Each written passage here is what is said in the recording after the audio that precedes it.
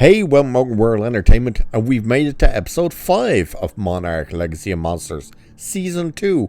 Still no Godzilla, no Kong either, but we do have Titan X, and Titan X is really becoming this very interesting Titan, to say the least. But this episode picks up where last week left, with Hiroshi finding the letter that he kept, that Keiko wrote to him. Now, the handy thing about remembering the names of this show is when you've literally just finished watching an episode, because otherwise Hiroshi or Horatio is the thing, and that is the thing. The best way to try and remember this dude's name is to think of CSI Miami with Horatio. His name is Hiroshi or Hiroshi, so that's the easiest way to remember. And of course, it ended with him finding that letter that his mother wrote to Shaw, where she basically said, "My heart is yours, but I'm with Bill, and I'm going to stay with Bill." And this is the one thing about this show, where it's like, when we're watching so many other things like Starfleet Academy and all this crap, and there's no character development.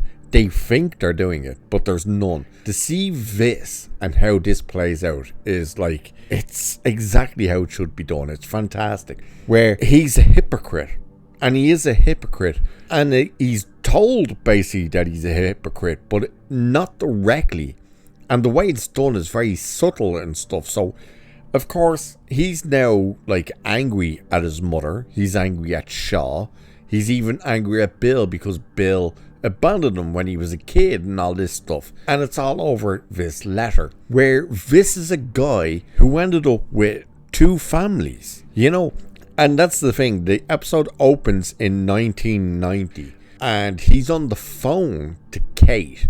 Kate's a child. She's in bed in San Francisco. I'm assuming it's San Francisco, but obviously the States somewhere. And she's wondering when he's coming home. He's like, "I'll be home before you know it." And he starts singing her this lullaby, but it's a Japanese lullaby that is meant to mean something else. But he's singing that to her, and it turns out while he's singing that to her, Kentaro has been born. That's where he actually is. He's in the hospital while his son is being born with this other family that he started. So the idea that he is angry at his mother and Lee Shaw and Bill and stuff, that's where it's like, you're such a hypocrite. Like, you're so angry at these people and you're calling them out, and yet you did worse than they did, because yeah, she hooked up with Lee, but she didn't have a family with Lee, and she decided to stay with Bill. You actively chose to have a family in San Francisco, but then leave and have a family in Japan. And the way it's done is fantastic. But they're having kind of back and forths. Titan X, of course, is going to Chile, or Chile, if whatever way you want to say it. And Tim is now on to one of the head directors of Monarch, and he's on their way, and the director guy is asking, like, why are you heading to Chile when Apex has told us that Titan X should be arriving up in this area, and the area is meant to be Alaska or somewhere around that area. And Tim is like saying, they've lied to us, like, it's definitely not going to be there. Everything is indicating that it's going to be down here.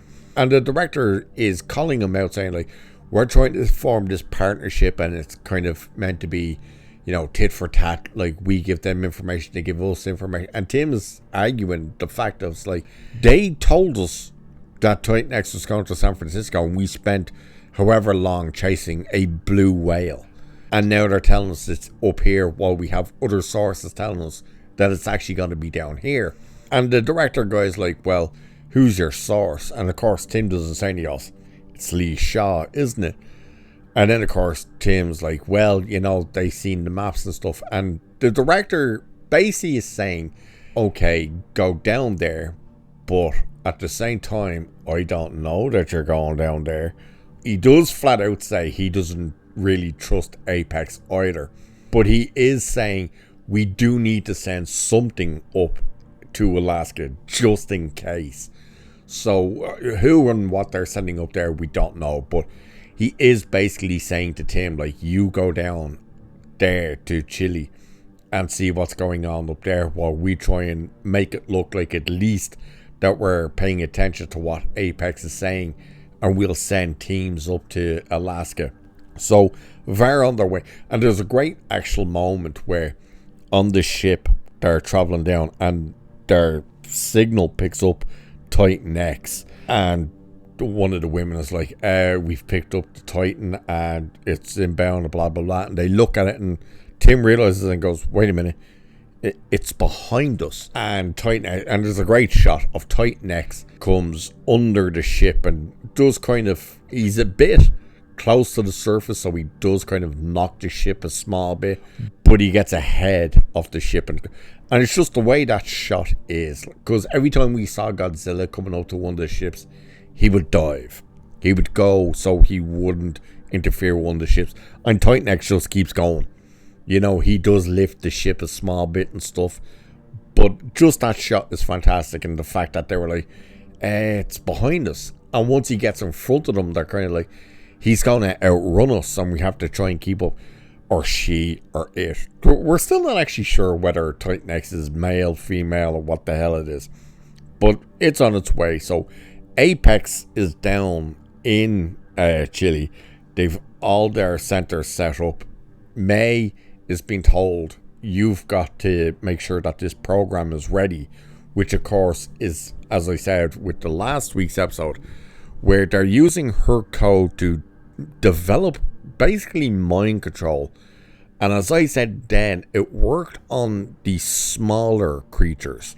Could it work on the bigger ones? And even May is saying, I need time. And they're like, well, we're out of time. She goes, yeah, but I actually need time. We can't rush this kind of thing. Like, we don't know what will happen. So while they're there, of course, Shaw and Keiko, Hiroshi, or Hiroshi, whatever the hell he's called, the son and daughter, Kate and Kitaro, they all arrive. Apex ends up knowing that they're there, but they don't move on. And they're back in that village. Now, the village is abandoned, so the people who used to be there are no longer there. The village is, like, run down. And when they get asked, like, hey, where are all the people? May says, like, where are all the people? And the head of Apex, I'm pretty sure her name is Holland, says, they seem to have left after the interference of Monarch. That Monarch showed up. And Sean's to find this kind of bunker where they're like, hey, that wasn't ever here. This is new. What is it? It's a Monarch kind of outpost. It says outpost, but it's like a little bunker. And it turns out that Monarch were at the island for at least 10 years. But the pattern for Titan X to show up is 15 years. So they say 10 years there and didn't show up, so they left. But while they're there, their Apex have come up with this thing, it's like a rocket that's going to launch from a drone to attach to Titan X for them to try and use the code and control it. So while they're all there, and there is reflections between like Hiroshi and Shaw and Keiko about everything, and Shaw brings it up even before they leave to go to Chile. He's like, calls them out pretty much, where he's like, you got your mother back and stuff, and she fell in love with two men, out of all the people who should have known what that's like, you should have been the guy who knew what that's like, being the fact that he's calling them out basically, because you've two families. But while they're there, the Titan X does show up. Now, this is where it gets really interesting, because as we know, Keiko and Kate seem to have some sort of connection to Titan X, or at least whatever this signal that Titan X is sending out. So all the Scarab things come up, they go down. Now, Sean stuff try and sabotage the drone, and they fail. And before Titan X shows up, they do see May and they bring her in, and she literally does say like, yeah, I really do want to actually work with Apex and try and control these things.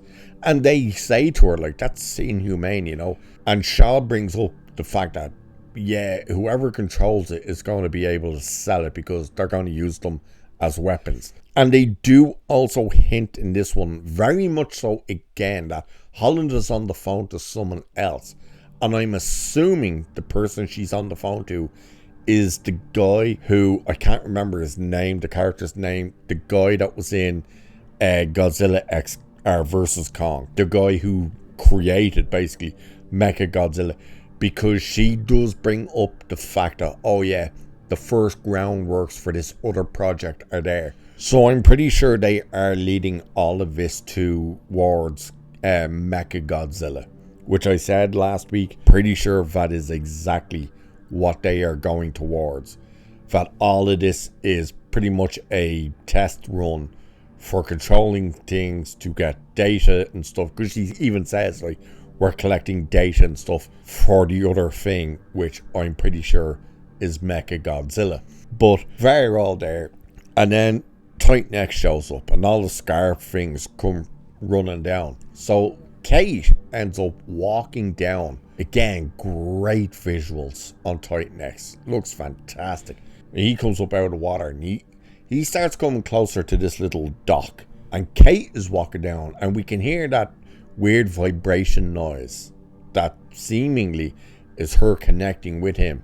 So Apex launches the drone and Titan X is trying to fight it, and while that's happening, Kate is still kind of in a trance with this thing, and Hiroshi comes down and grabs her to take her away.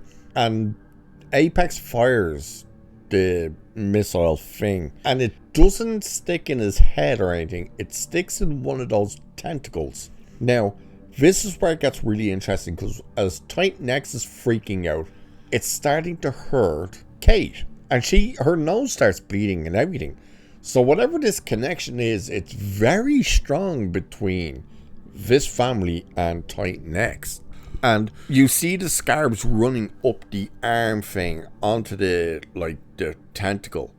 And I thought they were going to pull out the dart, basically. And they didn't. The way they got rid of it was they actually cut off the limb.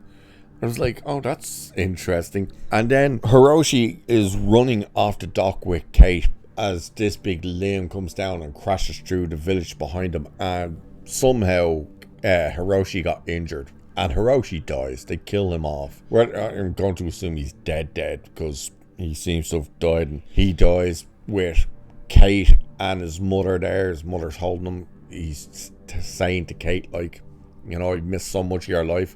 I did find it kind of disappointing that they sent Kentaro off to get help, because if they're killing him off and he's there with his mother and his daughter and he's saying to the daughter, you know, oh, I miss so much of your life and stuff like that, and his mother's now singing him this song that everyone else sang to him and stuff, and that he sang to Kate when he was on the phone while Kentaro... I felt like Kentaro should have been there. It was just... My personal feeling is I think he should have been there.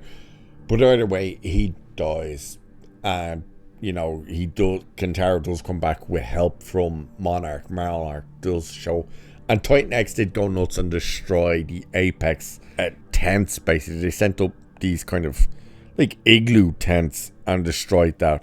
And it's interesting as well, because his lights were blue, and when he's interacting with Kate, his lights were blue, but once he got pissed off by Apex, those lights went red. So clearly when he's blue, it's content, and when it's red, it's pissed off. But either way, it destroyed those. The guy that was on the ship from Apex, who said to Tim last week, like, oh yeah, a con it is, you know, I don't know whether he's actually working with Holland, because when shit started going down, he grabbed a few things and just kind of walked off. And then when everything's going to hell, he drives off in a Jeep, you know, with the information and stuff. So whatever he took, he seems to be going to someone else. Obviously, it wouldn't be with Monarch.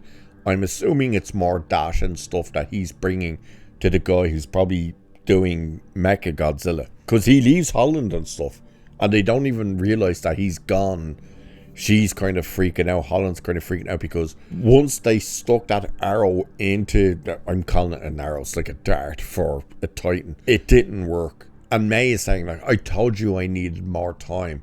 But it turns out that, yeah, it cannot interact and download into a Titan of that size. So clearly, while it works with the smaller ones, it clearly cannot work with the big ones. But it ends with basically Hiroshi dying and setting up what's going to come for next week. But Titan X again showing up. He looks fantastic. The visual effects on Titan X is unbelievable. It's fantastic. The character development is also fantastic. This is how you do character development. Not this, oh, I feel sad type of shit, and someone else goes, oh, well, you shouldn't. You're seeing why, and they build on it, and they build on it very quickly and interact with it very quickly and stuff like that, where just every other shows really don't do it. So another great episode. I really did like this episode. I think they really did build out what's happening in this universe, building up the Titans, building up the stakes, building up the characters and stuff like that. I think it's great. I really do think that this worked perfectly, and I'm looking forward to the next episode. Hopefully by the next episode they bring in Godzilla and maybe Kong, because it is strange that we've got this far now and there's been absolutely no Godzilla except for like flashbacks and a couple of photographs. Kong was only in the first episode, but hopefully, you know, they get them back in. But I am kind of starting to think maybe the reason Godzilla hasn't attacked Titan X yet is because maybe Godzilla is the king of the monsters, but that seems to be in certain areas, whereas Titan X seems to be kind of controlling parts of the ocean. So maybe that's why Godzilla isn't going for him, because he's in his territory. He's sticking with his, you know, his migration route and stuff. If he goes off that, maybe that's where Godzilla goes after. Same way Godzilla wouldn't go for Kong unless Kong left Skull Island. I think that might be why, and that would be my answer for why Godzilla hasn't showed up and going after Titan X as of yet. So it's going to be interesting to see where this goes. So I'm looking forward to the next episode. And with that, I shall leave it there for this one. So do like and share and subscribe and all that good stuff. Cheers, and I shall catch you in the next one.